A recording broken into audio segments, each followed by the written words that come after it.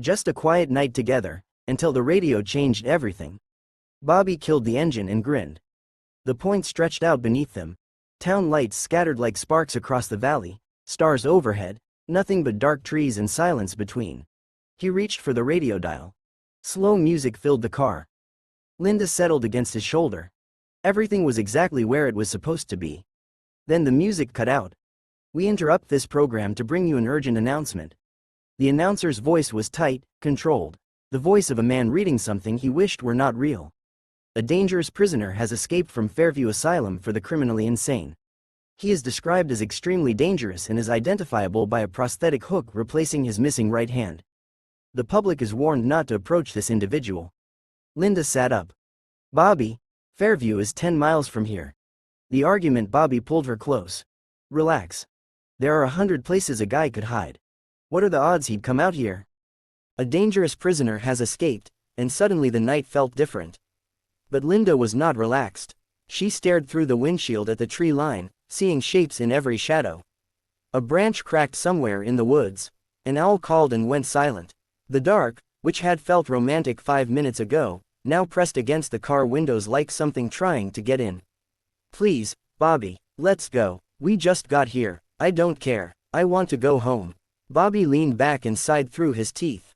It had taken him 3 weeks to get Linda to drive out to the point, and now a news bulletin, one news bulletin, was ruining everything. He studied her face. She was not joking. Her hands were clenched in her lap, knuckles white. "Fine," he snapped. He turned the key so hard the starter whined. The engine caught. He threw the car into reverse, gravel spraying from the tires, and pulled onto the road without looking back. Neither of them spoke. His anger and her fear filled the car like smoke. The drive home. Bobby drove fast, jaw set, hands tight on the wheel. Linda sat pressed against the passenger door, arms wrapped around herself, watching the dark trees rush past. Every curve in the road hid something. Every patch of shadow could be a man standing still, waiting, reaching out. His expression said everything. Before she even looked, she wanted to apologize for ruining the evening, but the words died in her throat. Something was wrong. She could not name it, a feeling, a pressure, the sense that they had left the point just in time. She pressed her forehead against the cold window glass and counted the minutes until her house appeared. 20 minutes. The longest 20 minutes of her life. Bobby pulled up to the curb, still angry, and got out. He always opened her door, an old-fashioned habit that his mother had drilled into him. Tonight his footsteps were quick and his face was hard as he walked around the car.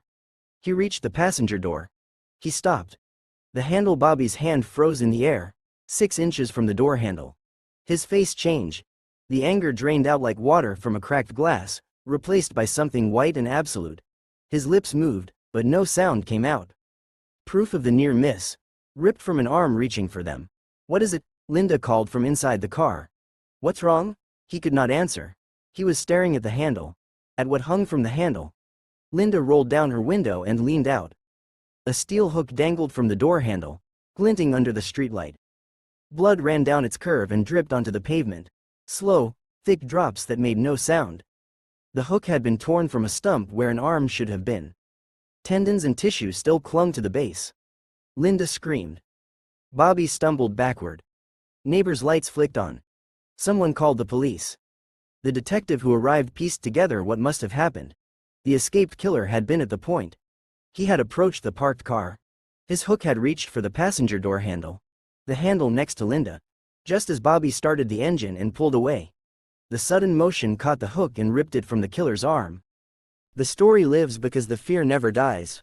1 second later, if Bobby had argued 1 more minute, if Linda had given up and stayed, the hook would have opened the door from the outside. The bloody prosthetic would have been inside the car, not hanging from it. They would have been victims, not survivors. Somewhere between Lover's Lane and Linda's house, a man with a bleeding stump stumbled through the woods. The police found him eventually. But that was not the part people remembered. The story that never stops. The story spread through school the next morning, then the town, then the county, then beyond, carried mouth to mouth like a flame passed between candles. Parents told it to warn their children about the dangers of remote places. Teenagers told it at slumber parties, flashlight under the chin. The details shifted with each telling. Sometimes the couple was named, sometimes anonymous, sometimes the killer was caught, sometimes he was still out there. But the core never changed.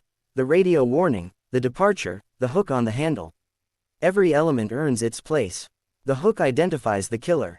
The hook proves the near miss. The hook is the physical evidence that separates this story from a rumor. Bobby and Linda stayed together. They had shared something that bound them tighter than any evening at the point, the knowledge that Linda's fear had saved their lives, and that Bobby's impatient departure, the angry jerk of the key, the gravel spraying from the tires, had been exactly the right thing at exactly the right moment.